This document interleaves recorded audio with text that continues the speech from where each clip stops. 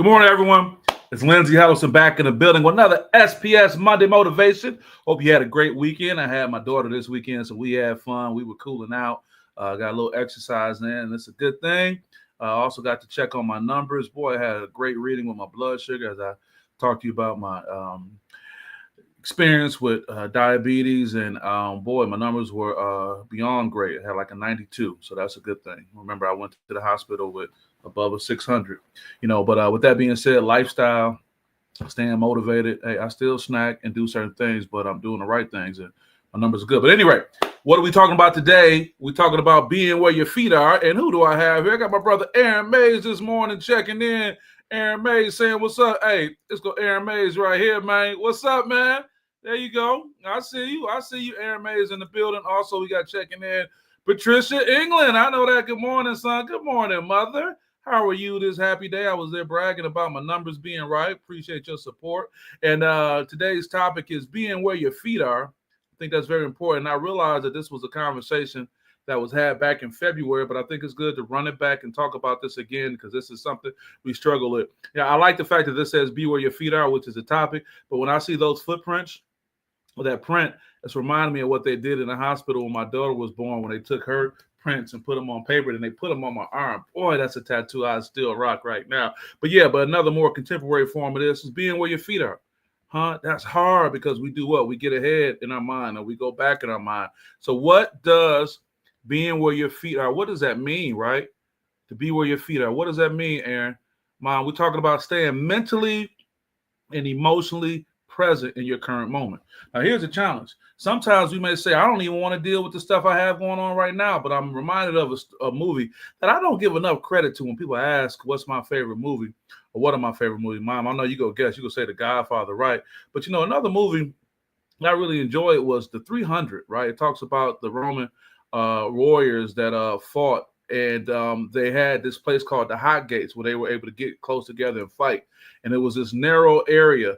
This is based off actual history to where they would go and fight. And the reason they were able to have success here is because it was such a narrow place to be. So the armies, the Persian armies, as large as they were, could not overwhelm them because they were focused on this one area. And like I showed you in the other picture, this is where they had their strength at. So when we just focus on right now, we can fight this battle. It may be overwhelming, but I think when we start thinking beyond, or in the past, it gets us even more so. What we got this morning? Got my mom saying good morning. Then got Tito. What's up, Tito? Good morning. My feet are in the USA. You back. Playing with a passport. You back in the United States, Tito. I'm glad you made it back. You've been traveling around enjoying that retired life. We got good morning, my brother from Kevin Marshall Sr. Talking about being where your feet are, man. And that's how we can fight these battles sometime and have more success as well. Got Dwayne Whitley. Good morning, good brother. How you doing, man? I'm getting blasted for the past, man. I got a Facebook request from Damon Young. Brother, go back to elementary school. I know you remember Damon Young, man. So good to see that brother and look forward to connecting with him. Grandpa, that is Damon Young. KC Woodridge in the building. Good morning, sir. How you doing, man? We talking about being where your feet are and being able to focus on the task at hand. I know I did this in February, but we're going to run it back. I think it's healthy. Got another comment coming in. You say, really? Yeah, man. Yeah. Taking it back, man. We were straight up whippersnappers, no doubt. So what we're saying here, staying mentally and emotionally present in your current moment, meaning not stressing about what might happen tomorrow. Easier said than done. We got things going on in our life. We got things we can watch on the TV, all this stuff. But I'm just challenging you to be where your feet are, right? Also, it's a mindset that grounds you in now. This is where your power truly lies. Like I talk about the 300, when they were able to bring that Persian army to this narrow fighting space where it was kind of like one-on-one, it was a whole different story as opposed to being spread out, which is what we do so many times with our mind. We're spread out. So we want to talk about the psychology of presence, right? Research shows that mindfulness reduces stress and improves focus, mood, and emotional regulation. Easier said than done. But can you just slow down for a second? I'm going to give you some tools before we get out of here, what you can do to do that. I like this right here. The cost of living in the future. What? I should put up an image of the Jetsons, right? We love the Jetsons. Some of that stuff we watch on the Jetsons is real with our phones and all that kind of stuff. But let's talk about what's the cost of living in the future. You pay the cost of anxiety that stems from anticipating what might go wrong. Oh, man, sometimes most of the things that we worry about that may go wrong, Dwayne, don't even happen. But we put this emotional tax on ourselves, that cost of living in the future, right? Worrying too much about what happens next overwhelms your brain's working memory. Now, I didn't say don't think about it, but I said don't worry about it. I'm not saying throw it to the wind, but I'm saying you can't worry and stress. There's a big difference, right? I know it's tough when we have spouses and significant others and others who in our family, our kids who bringing stuff up. But the question is, how do you not put yourself in a position to worry about it? Also, you miss current opportunities because you're mentally elsewhere. When I brought myself back from things, because I work with it and I struggle with it sometimes too. When I brought myself back from the future, I found I was missing opportunities of how I can approach now. I said, man, I got something going on right now that's going to probably address all these potential issues I may have. But I had to get back and focus on what's right now as opposed to giving all my mental power to what's potentially may or may not even happen in the future, right? The anxious mind lives in the future. That's Dr. Susan David, a Harvard psychologist. The anxious mind lives in the future. So worried about what may happen that may not even happen. What we got right here, I got Alicia Hatcher. Good morning, Alicia. Shout out to the Rachel Williams Foundation. I'll be giving this presentation from Detroit next Monday when I'm down there for both the team camp at UD Mercy and also the golf outing. And I know Alicia will be in the building trying to get my book bag, my leather book bag. She calls it a Moroccan book bag. I'm not letting you have it. Good morning, my good people. Thank you, Alicia, for all that you do for the foundation and all the positivity you share. Looking forward to seeing you next week when we get down there. So what we're talking about again is worrying too much about what next is overwhelming your working memory. You miss those opportunities because your mental is elsewhere, and that anxious mind lives in the future. And the danger of living in the past. There's a danger with that too, right? You're getting too much caught up on the past, right? Ruminating on regrets, mistakes, or trauma can lead to what? When you start worrying about, dang, I messed up, depression, right? Low self-worth. Oh man, I can't believe I did that or I didn't do that, right? Also, decision paralysis. You can't even make a move now because you're so caught up. You got caught in that dangerous past, that thing that you can't do anything about. Back to the Future can't do it. Just a movie. Or at least it ain't happened just yet, right? You can't do anything about that. So sitting there and beating yourself down over that is not going to get you anywhere, all right? You got to move on from that. Depression is associated with past orientation. That's from Zimbardo and Boyd in the book, The Time Paradox in 2008. Depression is associated with past orientation. Man, I blew that money. Okay. Man, I messed up that relationship. Okay. Man, what else did I do? Anything it could be. But you can't do anything about that. All you can do is learn from that and move forward. So where's the sweet spot? The sweet spot is in the present. The sweet spot is in right now, right? When you're present, you can what? Think clearly. You can also, you respond, not react. And what is the difference between responding and reacting, right? Here's a good visual. Respond, you can come up with an idea on how you respond and how you can think through something compared to just being all over the place with your reaction. Many times our reactions are what get us in trouble. Our reactions will get us them silver handcuffs, right? Them silver bracelets, right? Our reactions what get us to a point of regret. Sometimes you got to just chill, sit back. You know, a lot of times people talk crazy, say crazy stuff, and you want to just react. But sometimes it's best if you could just respond. And there's a difference. We can just fall back a little bit. We got to do that, right? Also, you make stronger connections with people when you're present. I can't stand that person shaking your hand, looking over your shoulder to see who's coming in next, as if there's a better opportunity. But you miss out on what's right there. When the present moment,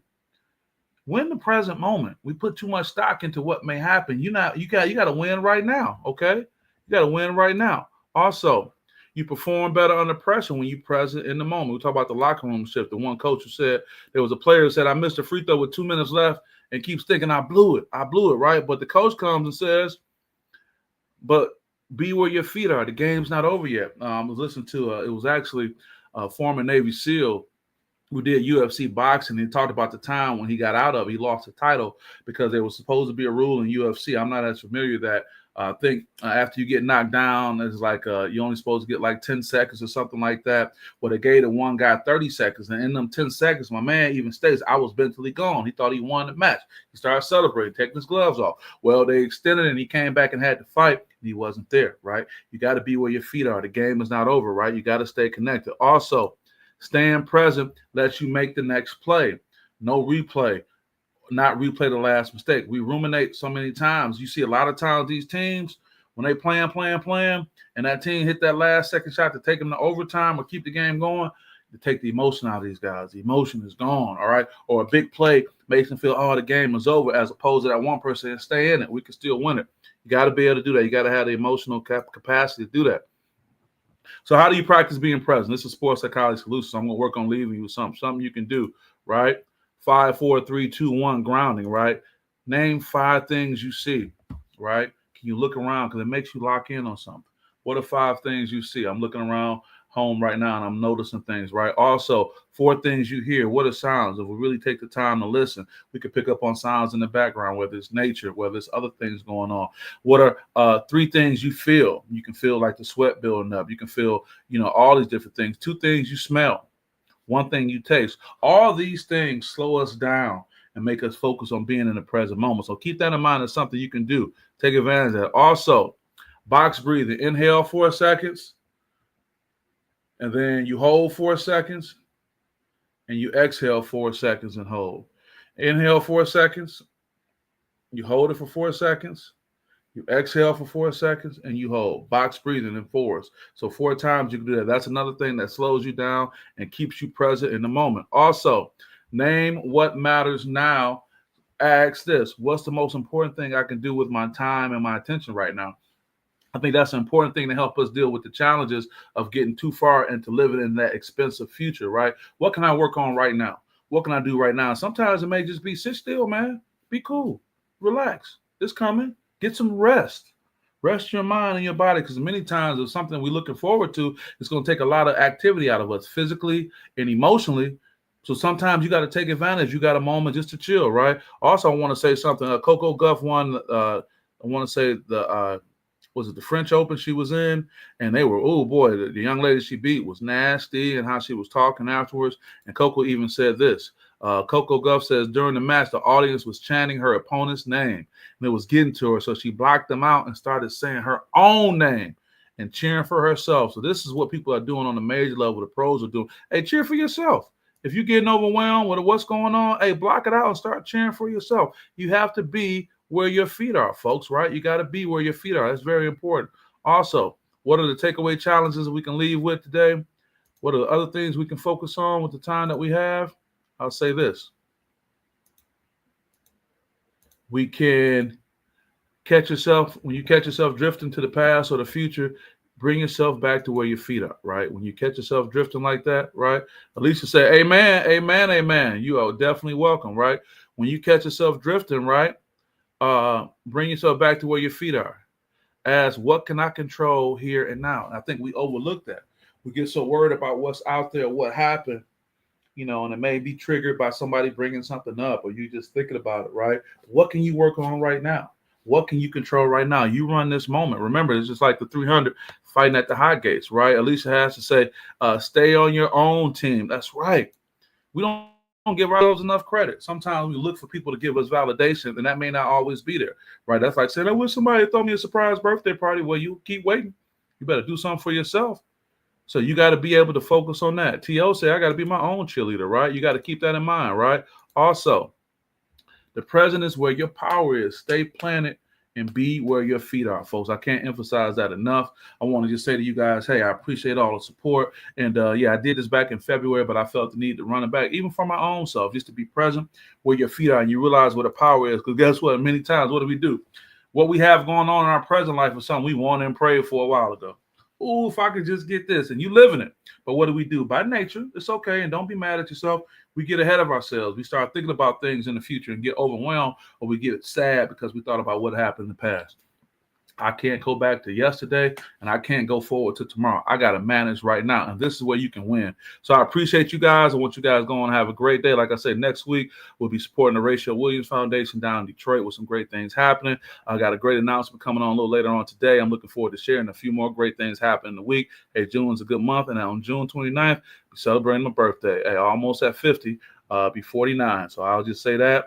Being said, I appreciate you guys' support. Yeah, I got a Monday motivation the day after. I don't know how that's going to work, but we'll figure it out. Hey, number love. I'll see you guys later. Peace out.